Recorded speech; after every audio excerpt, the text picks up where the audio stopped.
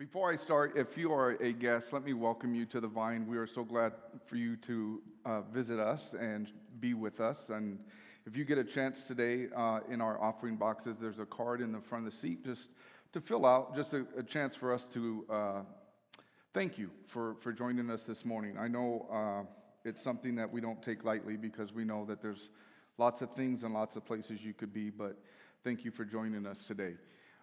It seems like at times when Pastor kind of starts planning things out and asks us things, I'm kind of always humbled because I never feel like I'm in a place to really be able to share because God is always working in my life. And with this topic of fellowship, I kind of like, I don't know if this is my strong suit. So I got to grow and learn a lot of this. But I think through this process, one thing that I was reminded and was grateful, even as Ron shared last week about empowerment, fellowship brings us power. And we have to understand the importance of that. And as we gather today, the question is why? Why fellowship? Why is that part of the DNA of the church, the Christ-centered church? And it's important for us to understand that in a world that has been turned upside down, because of the pandemic a few years ago, we are seeing such a need of fellowship. And so before I start, let me ask God's guidance, because it's not my thought of what fellowship, but it's what God tells us his fellowship is. So let's pray. Father God, I thank you for the opportunity, and I am humbled to be up here speaking on your word and on your truth. And so, Lord, I thank you that you are the light. I thank you that your Holy Spirit gives us the words to share, that the Holy Spirit opens our hearts to receive, that we're not just hearing good news, but, Lord, that we're acting upon the truth that is shared with us today. And we just ask this in your precious name. Amen. Now, one thing that I struggle with a lot is just the English language, period. So forgive me if I'm trying to translate the Greek meaning of fellowship. And so it's koinon. Yeah, I can't even say it. But it's koinonia. I even used Google Translate, but it didn't make sense either. But here's what the important thing is. In the meaning of the Greek, here's what some of the English, there's several English words that describes fellowship according to the Greek. And it's this. It's one, of course, is association, community, participation, sharing. So when you see that word fellowship in Scripture, and we talk about that in Scripture, we have to understand it's not just coming together, but it's a sharing and a participation, right? We don't just come to church. We come to participate. I am amazed every week when we come and we have videos, we still participate. Doesn't matter if a person's up here leading us or it's a video, we enter in to participate in the worship of our God. So like I mentioned earlier, the pandemic had brought us an interesting time. I could remember at that time I was teaching, and I remember a student asked me, Mr. Riddle, what do you think? You think this thing's going to come, COVID's going to come and wipe us all out? And at this time, this was probably February, right? I'm like, it's just the flu. Nothing's going to happen, right? Well, a month later, we get a notification from our district that it's shutting down. I never thought in my life I would be in a moment where I'm told to stay home and don't go out and don't do things. And in that moment, so many people were finding themselves isolated from the relationships and the connections they had at work, in their community, with family. So many cases, and even the church, the place that so many people would go to be prayed for, to be cared for, to be loved on, it was taken away. Isolation set in. But the impact of that has still lingered, that we still see a longing for this belonging within our communities and our world, that it still has impacted us. Recently, I was at a conference, and something that a gentleman shared kind of struck a chord with me, and he said this, is that today, people in the age range of 18 to 35 are comfortable living alone. Think about that for a moment. a vast majority of our population between ages of 18 through 35 are okay just being alone. So what does that say about fellowship? And it really never sets well because it is wired within our DNA. It's in our being to connect and belong. In school and education, you hear this all the time. This conference spoke about it. People are searching for belonging and connection. They want to be seen, right? In other words, they want to be a part of something more than just themselves. But yet, too many times they're not finding that. And I can't say enough about social media in the sense that the impact that's having on just us as a world. How at first it seemed, oh, this is so convenient. I can watch church in my pajamas, right? Never have to get off my couch, never have to leave my house and still be able to watch a service and a sermon. I'm thankful that that's given people opportunity who are sometimes unable to attend for whatever reason. Maybe it's physical or whatever the case may be. But if we are able-bodied, we should be trying and striving to attend and be a part of the fellowship. In my experience of coming and learning about fellowship, I'm here today because of the choice that I made to get into fellowship. And it wasn't easy, right? When we started, I would attend church, and I knew the importance. I was raised in church. I knew and understood that, Jesus died for my sins and that he rose again so that I may have eternal life. But I didn't know much about the power of fellowship. I just knew every Sunday you had to go to church. But what did that mean? What did that fellowship mean? And so it wasn't until probably about 18, after the first year of really being away from home, at college, and then coming back, and then having parents that would continue to encourage me, and a sister that continued to invite me to a college and career group. And I would periodically go to church on Sundays, but that's it. I wasn't connected in any deeper meaning in that way. What was interesting, though, after continuing of begging and well, I shouldn't say begging. She didn't really beg. She nagged, but my sister still, come.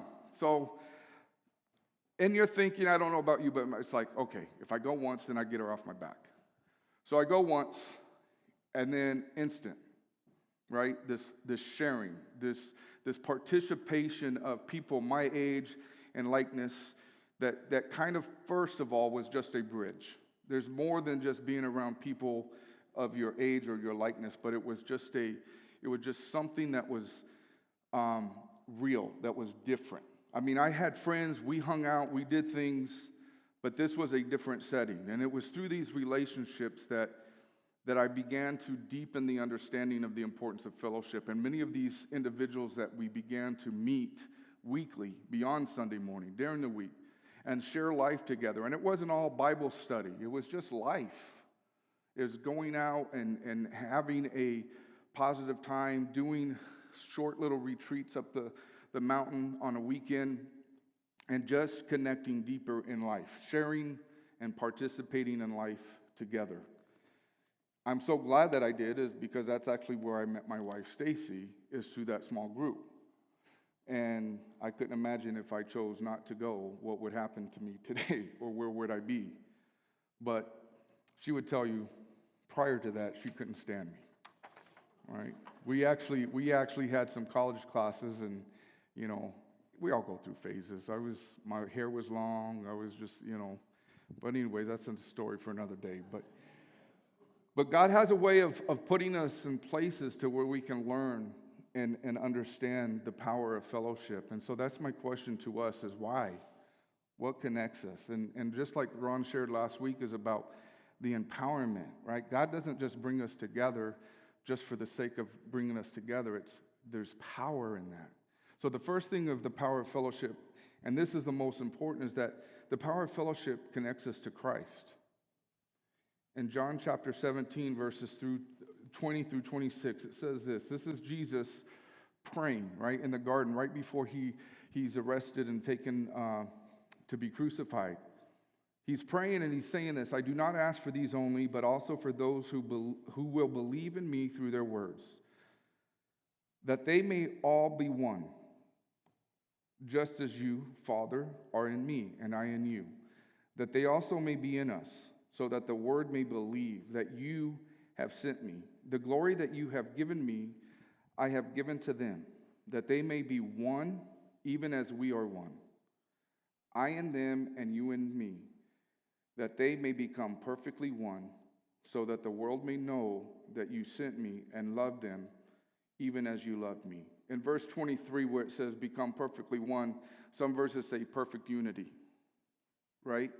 A togetherness, a belonging to where we're all in one, but it's all surrounded by this concept of Christ. See, sometimes, even as believers, we forget that church is for the believer, right? And that might sound odd because, well, that's where come. Jesus says, come. Yes.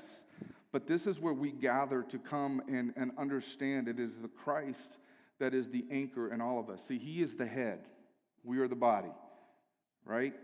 We are the branches. He is the vine, right? We're connected to one another through him. And because of that, there's going to be a participation and a sharing of everything that God has spoken of, so that we see God's church prevail, that his kingdom advance. And so if it's not for him, then it's not the fellowship that God desires for us to have. It's just a gathering. See, later in John chapter 1, verses 3 through 4, he goes on and says, all things were made through him, and without him was not anything made that was made. In him was life, and the life was the light of men. There's no power, there's nothing outside of Christ. And if we remember that in our fellowship, the first fellowship that we have as a body is with Christ. He's our anchor, he's our center, and he's who we put our faith and our trust in. Because without him, there's no fellowship. As I mentioned, I was at this conference and this speaker was sharing about the war for kindness. And as he was sharing, I literally wanted to stand up and just say, it's Christ. The answer is Christ. Because he talked about how people today, they're at polar opposites. Through his studies and through his research, it's gotten to the point that they don't even want to hear or see the other side as anything other than an enemy. And that saddens me, because that's not God's intentions for his creation, that we are made in his likeness, we are made in his image. And so without Christ, right, there's truly no power. So I say that because as we go through these other parts that kind of pertain to us, we have to remember that he is the center, right? He is the answer to all our prayers and all our needs and all our desires. So remember, the first thing is the power of fellowships connects us to Christ. The second thing that fellowship brings us is compassion to one another. In Philippians chapter 2, verses 1 through 11, and I know that this looks like a lot of scripture, so I promise you we'll get through it. But so if there is any encouragement in Christ, any comfort from love, any participation in the Spirit, any affection and sympathy, complete my joy by being of the same mind. Right? 1, we just read that earlier in John. Having the same love, being in full accord and of one mind. Do nothing from selfish ambition or conceit, but in humility. Count others more significant than yourselves. Let each of you look not only to his own interests, but also to the interest of others. Have this mind among yourself, which is yours in Christ Jesus, who though he was in the form of God, did not account equality with God a thing to be grasped, but emptying himself by taking the form of a servant, being born in the likeness of men, and being found in human form. He humbled himself by becoming obedient to the point of death, even death on a cross.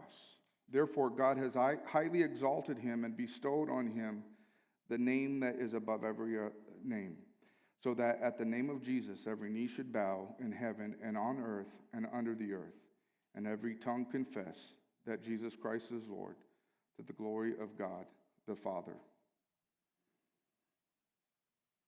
God had compassion upon us by giving us his Son, Jesus Christ. When sin entered the world, right, God had compassion on Adam and Eve. And he continues to have compassion on us today. But do we have, as a fellowship, compassion towards one another? Do I put your interests before my own?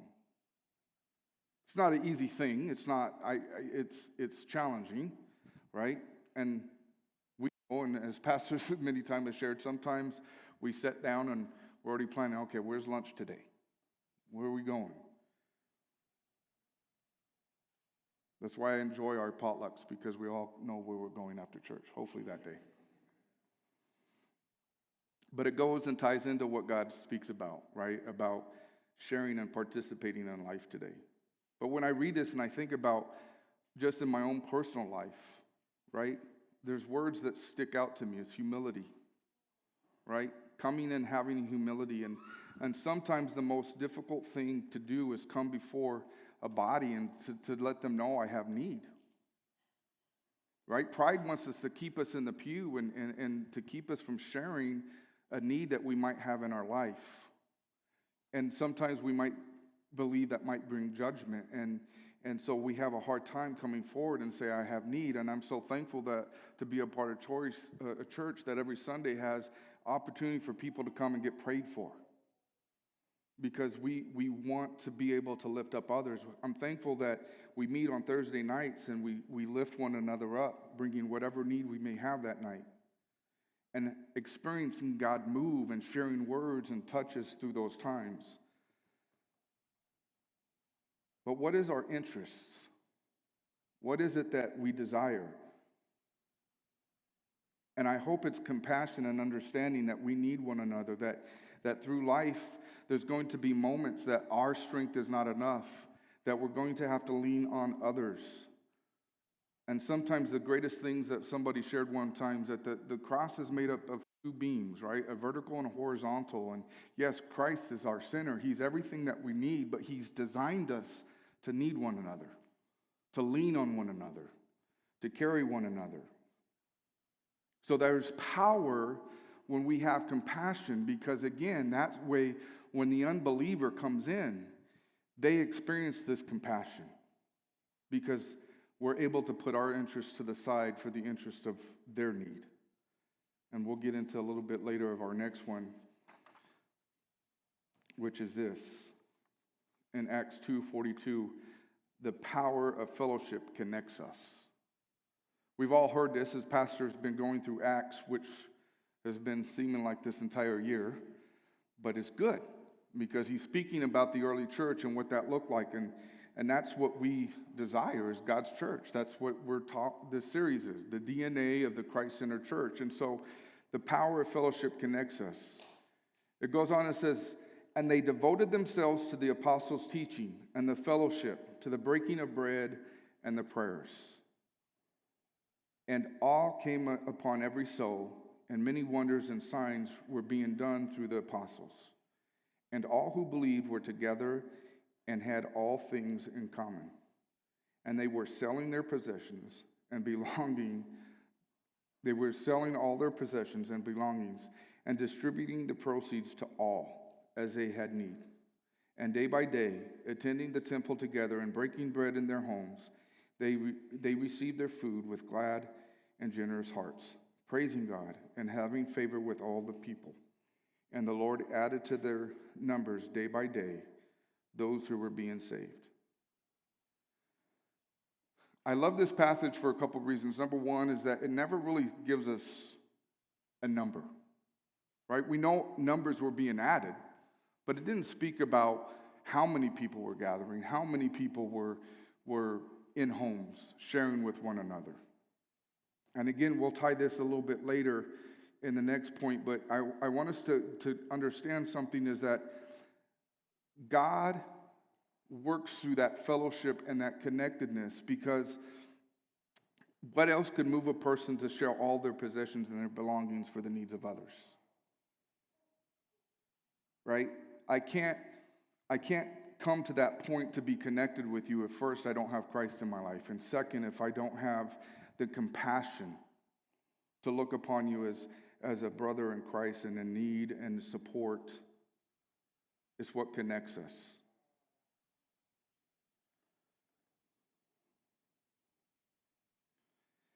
This passage, if you read this and then go back and read John, right, and Jesus' prayer, this reminds me exactly of what his prayer was. They were in one likeness, one accord, devoted to one thing, praising God and having favor because of that. They understood that people were in God's image and in his likeness. And that's why it is within our DNA, right? It is in our DNA. And we practice this as a church periodically at the Lord's table, right? In 1 Corinthians chapter 10, verse 16 and 17, it says, the cup of blessing that we bless is it not a participation in the blood of Christ? The bread that we break, is it not a participation in the body of Christ? Because there is one bread. We who are many are one body, for we all partake of the one bread. So the key word again is the participation, right? The people participated in life one another, right? If we go back to the meaning of that word fellowship, right? It's not just showing up. It's participating, it's sharing, it's providing. And every time we partake, we participate in the Lord's communion, in his table, and in his death and his resurrection. But the greatest opportunity, the power of fellowship that brings us is that we have the centeredness of Christ. We have the compassion with one another and then connected. But is probably the most challenging at times, because the power of fellowship provides love. Matthew 18, chapter 15, or verses 15 through 20 says this, if your brother sins against you, notice he doesn't say what sin, right? He just sins against you. Go and tell him his fault between you and him alone. If he listens to you, you have gained your brother. But if he does not listen, take one or two others along with you, that every charge may be established by the evidence of 2 or 3 witnesses. If he refuses to listen to them, tell it to the church. And if he refuses to listen, even to the church, let him be to you as a Gentile and a tax collector. Truly I say to you, whatever you bind on earth shall be bound in heaven, and whatever you loose on earth shall be loosed in heaven. Again I say to you, if two of you agree on earth about anything they ask, it will be done for them by the Father in heaven. For where 2 or 3 are gathered in my name, there I am among them. The perfect fellowship. I know growing up, one of the things that my parents would always tell me, we wouldn't discipline you if we didn't love you. We wouldn't give you a curfew if you loved me, right? Or if we didn't love you. As a kid, I never understood that, right? I always thought it was the philosophy of, if you love me, let me do what I want, right? I don't know about you, but that's just because I see my friends, right? Their life is okay. They're going out and enjoying things, and they don't have to be home at a certain time. So it didn't register to me why this was that way. And the hardest thing for us to sometimes understand as a church is that when somebody is struggling, right, we can't just sit by and just let them continue to struggle. That there's a process. There's a loving way to restore one another. And sometimes in the church, that's the most hardest thing to do, right? It's us taking the judgment off and just loving on people. And as believers, that's sometimes, especially when we leave this building, right? We see things that we know that aren't right, that are backwards and confusing to those around us. But But love is what brings a discipline to the situation. It's not a combative type of situation. Remember, today it seems like the opposite. You wrong me, I'm going to find a way to blast it to the world of what you did. I'm amazed at how many videos of those things that people are showing. They're quick to take out the phone and record what's taking place in some of the most vulnerable and embarrassing moments in people's lives. And we forget that we all have those moments, right? I remember before social media really got big, I remember people saying, oh, if I put up on that presentation all the things that I've done, I would be embarrassed. We live in that world today where other people are glad to do that for us. It's scary. So we have to be mindful that when God is correcting us, it's out of love. When we as believers have conflict or there's something within the body, we have to remember there's a process in which God says to restore that relationship.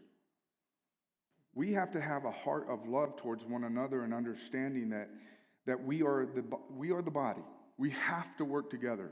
And some of the biggest challenges too is that if we think about that, it's not just the Vine Church.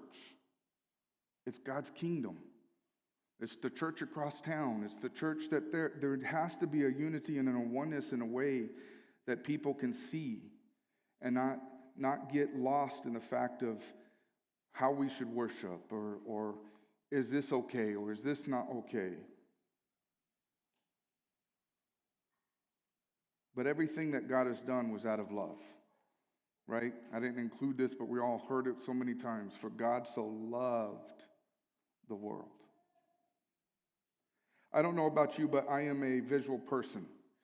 And so in preparing for this message, I heard a story about a young pastor who was speaking to a man who was going through some stuff, and he took him to a campfire, right? So all the coals were bunched up together, and they were just hot. If you've ever been around a campfire, they were all glowing red and very bright.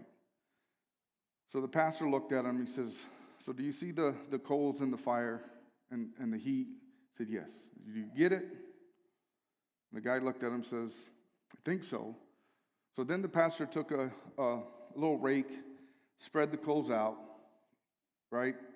So after a few moments, they started to lose some of their redness, some of the glow that they once had. And he says, again, looks at the young man and says, do you get it? And he says, I think so. And then the pastor then again piled them all back together. The ones that were kind of losing their luster and their brightness began to brighten again as he put them all together. And he says, do you get it? And the young man again says, yes, I get it, Pastor. So here's what I took away from the story, right? Again, fellowship. When God is the center and we're together, there's power, there's purpose. Just like individuals, there's purpose. There's a purpose for God's church. But if we begin to let certain things like sin enter the church or things becoming more important than God's word and God's truth, the coals will start to get spread out and the power will start being dispersed. But God in his love and his kindness is always able to restore it. And so I'm going to just an image, right? And this is how I feel today. And I promise you, one time as a children's pastor, I remember a service, I'm not going to light anything on fire. I did that one time doing a message on Shadrach, Meshach, and Abednego in the furnace. So you take alcohol on a cloth and you douse it, and so you lit it, and so it goes on fire, but the cloth don't burn. And the kids are amazed, like, it's like, yeah, that's how I am, right? But unfortunately, the tray that I had was metal. They didn't tell me that would get hot. So I held it, and it started to get hot, and so the alcohol ran off the tray onto the carpet, and boy, the kids went from to right? But it was good. We put it out. Nobody was burnt. Just a stain in the carpet that they had me sign. So promise you, no fire. But anyways, I grabbed this because as I heard that story and I'm thinking about fellowship, I looked at this bag and I says, okay, this is the church. The bag's the church, right? And you have a lot of these individual coals, which is you and I, inside the bag. Is this bag living its purpose? Right? There's no power in the bag. But we come together, and that's the difference between us and the world. Right? We can have things outside, we can have friends, we can have fellowship with those around us, but it's not living out the purpose. There's no power. And so it takes something, not just something, but it takes God to intervene and light just one. Now, if I lit this whole bag on fire, the interesting thing about this is that not all the coals will just ignite at one time. But the ones who begin to ignite, guess what happens? Begins to impact the one next to them. And then pretty soon the whole bag is engulfed and empowered to live out its purpose, to get that steak or that hot dog to that perfect level of whatever your choice is. In my early life, it was more of getting it well done until I learned indirect cooking. But I wanted to leave us with this because a lot of times the danger of, and that's why I'm so grateful and thankful, because Pastor Greg has really blessed us and invited us, is because we struggled. When we left ministry, we had a hard time finding a church home. And I'm not going to put it on the churches didn't have this or didn't do that, because the truth of the matter was we weren't participating. We weren't sharing. We would come on Sunday morning and we would listen to the word and we would leave. It's like, something needs to happen. And so when things began to change and churches began to open up again, my sister invited my daughter and we said, well, let's go. And I never forget the first day I met Pastor and he apologized, said, I'm sorry, but we're going to be talking about tithing today. First thing, and that was probably 2-3 years ago, but it's still something that stuck in my mind. And I told him, you don't have to worry about us. We're good, right? But then again, we continued to come, and we would have conversations for probably about a year. What are we doing? We need to make a decision. We're either going to play church and just go every Sunday and go home, or we're going to get connected somehow. And so we would be busy. If you're a parent of kids, you understand there's always something every night. And so we would make, honestly, excuses to why we couldn't go or why we couldn't participate. And then finally it got to the point where we both agreed that we're going to be a part of Rooted. So we joined Pastor at his house and a group of other people to this day that we still, at least in my perspective, they might tell you different, but I feel connected to. That I appreciate every time we come because there's a name, there's a face, there's a person that generally is glad to see me. Ask me how things are going, that we were able to share things about our life that they remember and they follow up on. So it wasn't until that moment that we became connected, that we began to share and participate in what the body was doing. And I don't know why I resist it so much, because every time I've stepped out and I've followed what God has called us to do is to share and participate in life together, my life has only become more blessed. But I resist. I don't know about you, but it's a battle within. I don't know anybody. What am I going to talk to this person about? Right? I'm not an outgoing person by nature. I'm not one of those people that if we're sitting at the restaurant that I'm going to just strike up a conversation with you. But over time, when I do step out and I find myself in a group or a situation, I can begin to slowly open up my life and share my life and connect with those around me. So I'm going to close with this, and it's in Hebrews chapter 10, verse 25. God's word says, do not neglect. I'm going to read it. Is it up there? Did I put it in there? So it says this, not neglecting to meet together, as in the habit of some, but encouraging one another, and all the more as you see the day drawing near. I want to encourage us is that we hear this a lot, right? Do not forsake the assembling of coming together. But it's more than just coming together. It's sharing together. It's living together. It's participating together. It's loving together. It's all those things, because back there, the enemy knows the power. Doesn't take a lot of us. Again, in Matthew, it says, where 2 or 3, again, gathered in who? In Christ, in His name, in His purpose. He's amongst us, and there's nothing that we can't do. So what does this mean for us? First, if you're here visiting today and you've not made that decision to make Christ the center, nothing's going to change. You can meet great people, you can have great relationships, but there's not going to be that power that's going to bring change into your life and into your circumstances. And for us who are believers that have been attending, and maybe we are connected, it's a twofold thing. Maybe you're like me. Maybe you're coming, but you're not really connected in a way. Maybe make next week a habit of at least stepping out and having lunch with others, right? Instead of just bolting out and taking off, we're going to stick and sit at a different table. And that's the challenge for myself, because I love my family, and that's who I eat with oftentimes, but you know what? They see enough of me, right? We can talk on the drive home. So next week, setting and now having the opportunity to sit with someone you haven't had the opportunity to get to know or talk to.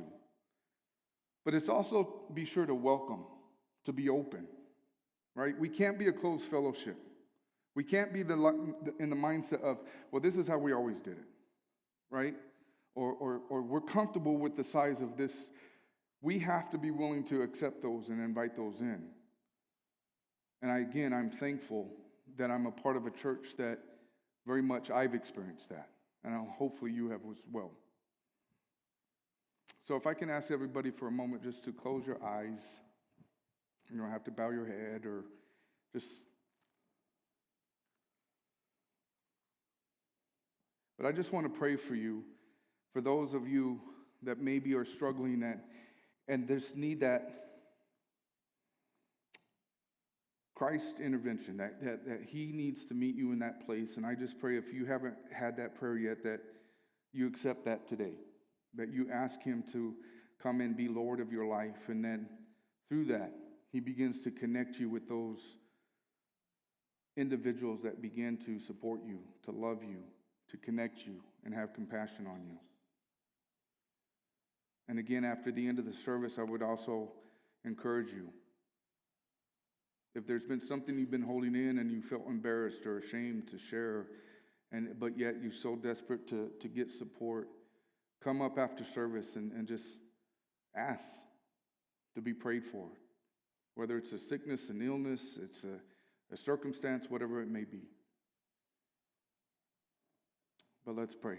Lord, I thank you that, Lord, without you, Lord, this is just a meeting of people.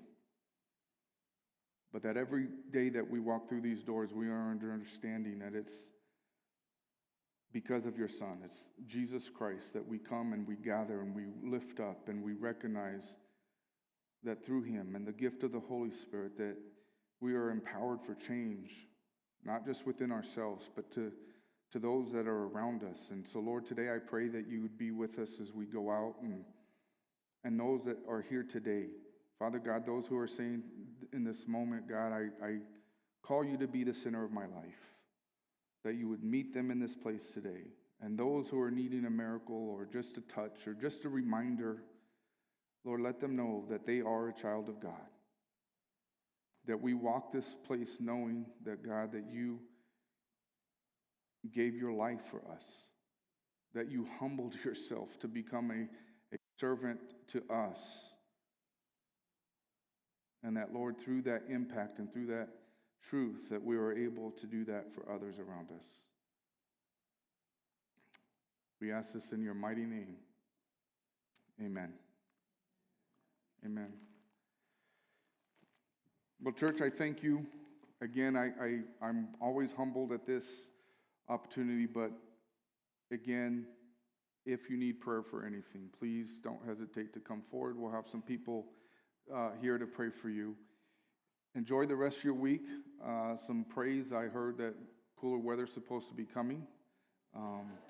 Yeah.